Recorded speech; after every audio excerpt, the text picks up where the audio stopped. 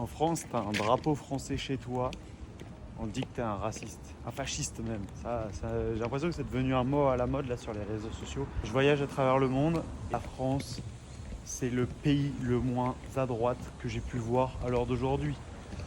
T'es ici au Brésil, personne qui va te dire que t'es un fasciste, un raciste, un nationaliste parce que tu as un drapeau du Brésil dans ton jardin. Pareil, t'es au Maroc, tu vois très souvent des personnes qui ont un drapeau du Maroc, vont avoir un portrait du roi chez eux. Dans les lieux publics, c'est obligatoire. Cependant, chez eux, ça ne l'est pas. Et pourtant, ils mettent ce genre de choses parce qu'ils aiment leur roi. Pareil, t'es à Bali, tu vois des drapeaux de l'Indonésie, tu vois des éléments justement de leur culture profonde. Et le drapeau français a quand même une forte signification. On a l'impression que si on, se, on aime potentiellement son pays, ou en tout cas qu'on s'y rattache de par peut-être ses valeurs, on devient raciste, alors que bah, clairement tu vas dans d'autres pays, un pays raciste réellement, c'est un pays où tu as des lois raciales.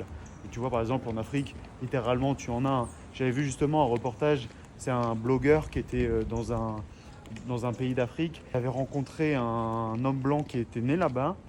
Il lui dit, du coup, tu es congolais. Il lui dit, oui, évidemment, je suis né ici. Et en demandant justement à une personne noire du Congo, s'il considère que cette personne est congolaise, bah non, il est blanc. Et il répond littéralement, la personne est blanche, point. Faut avoir peut-être un peu plus de mesure dans l'emploi des mots. Pourquoi il y a autant de personnes qui souhaitent arriver en France, que ce soit des pays de l'Est, pays du Sud, enfin continent Est, continent Sud, ou même justement du continent américain, c'est qu'il y a une raison. C'est parce qu'on est justement très accueillant.